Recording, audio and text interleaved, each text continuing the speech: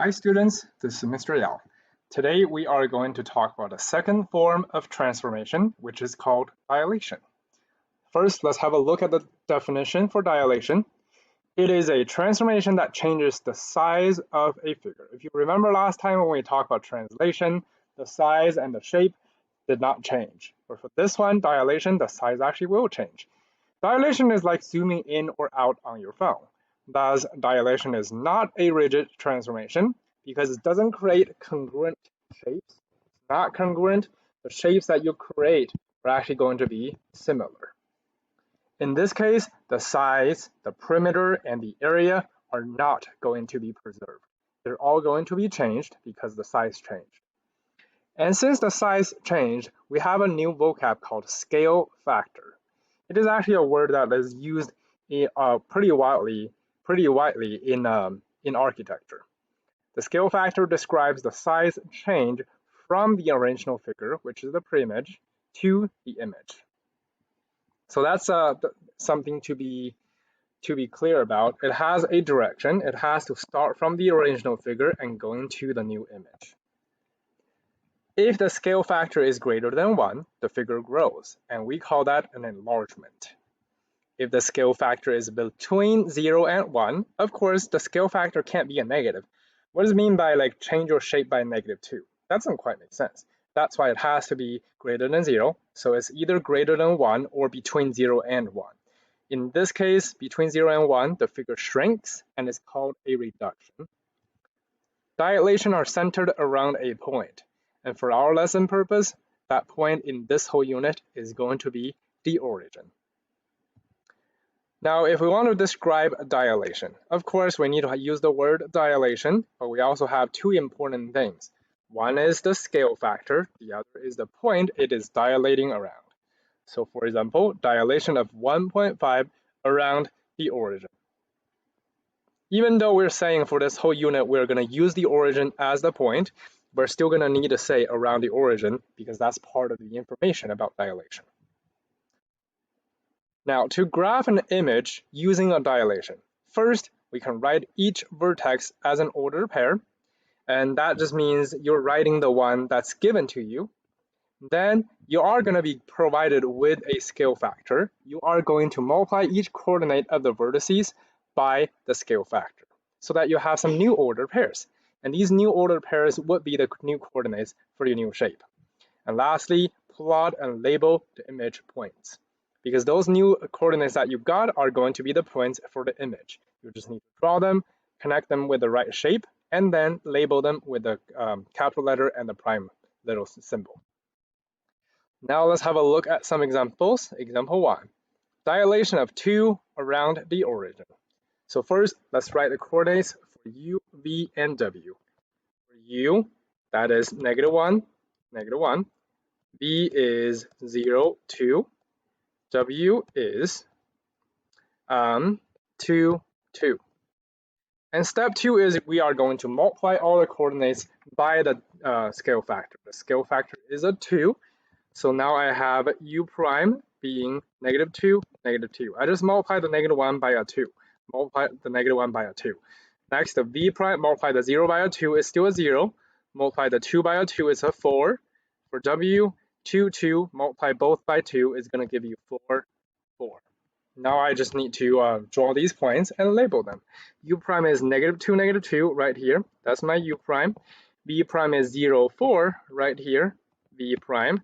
And w is 4, 4, which is right here. W prime.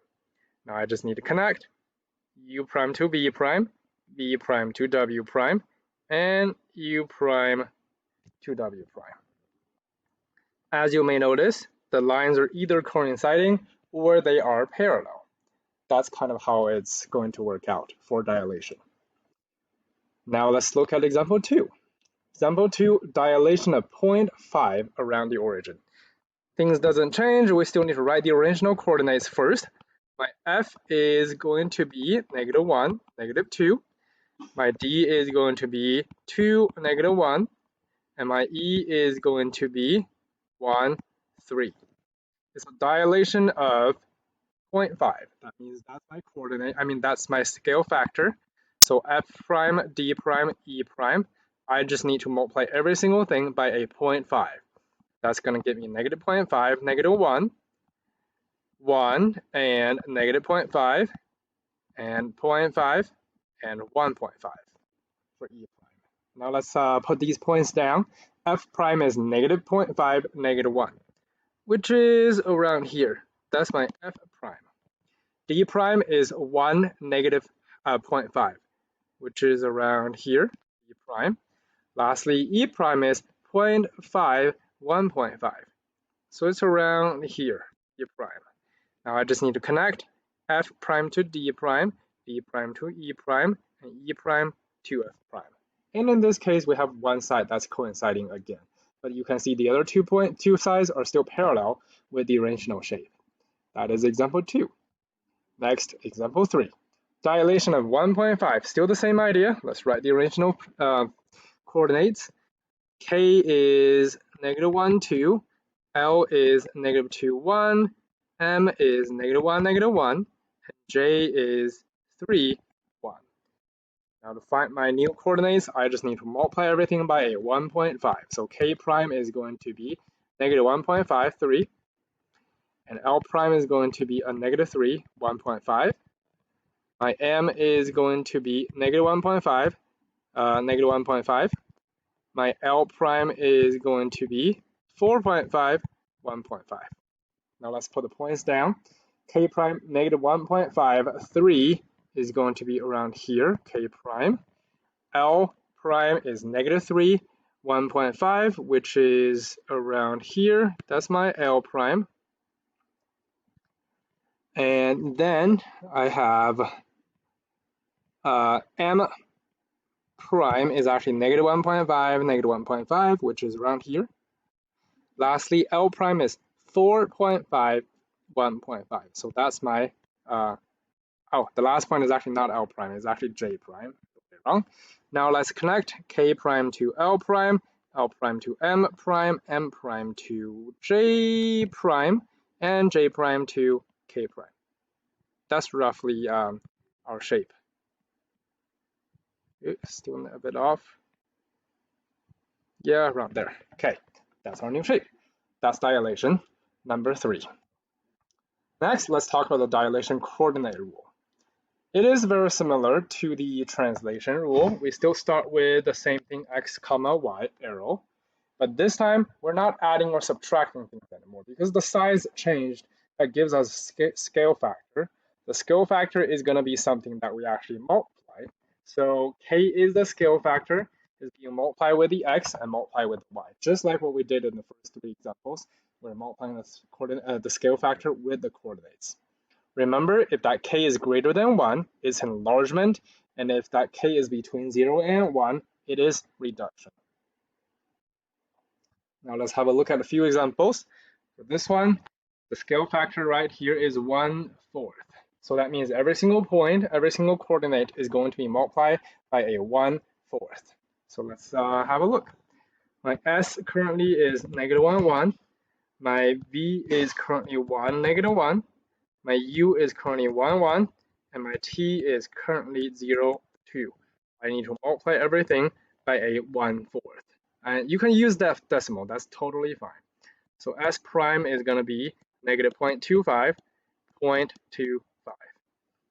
V prime is 0.25 and negative 0.25.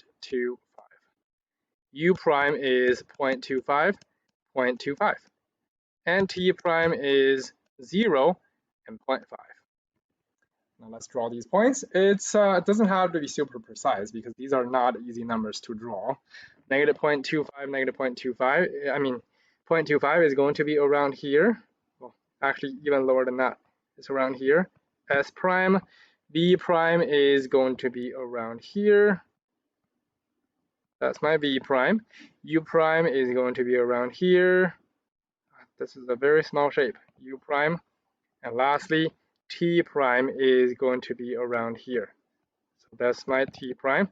Connect. Kind of have a rough shape. But that's the basic idea.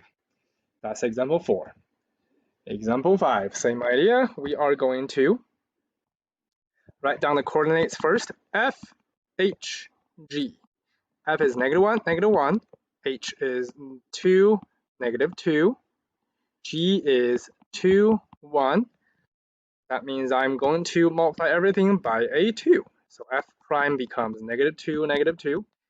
H prime becomes 4, -4. And G prime becomes 4, 2. Let's put them down. F prime. Ooh, this is a lot easier to draw compared to example 4. H prime is 4, -4. And G prime is 4, 2, which is actually here.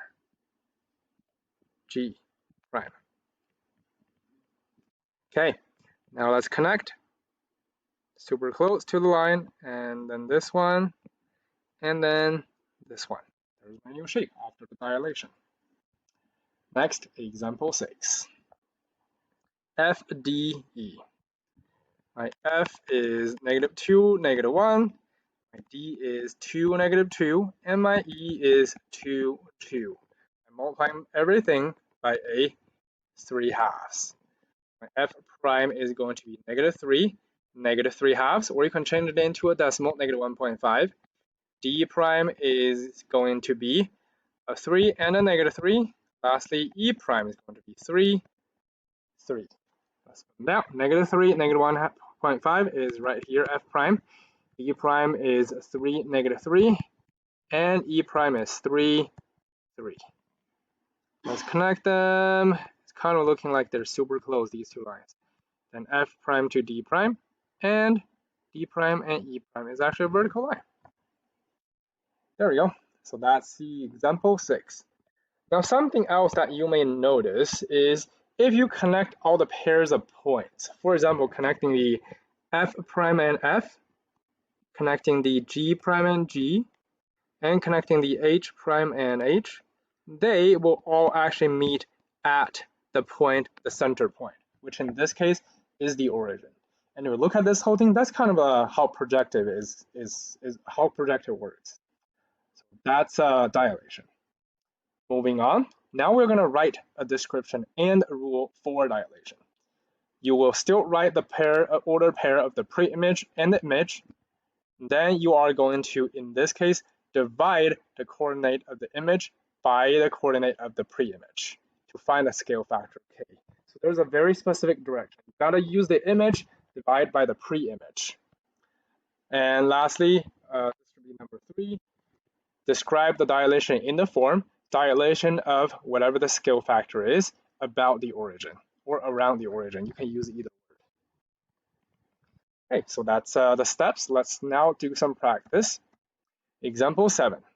So to be honest, you don't have to write down all the points. 2 pairs of points typically are enough. So let's actually just find 2 pairs of points. Say we're going to do E.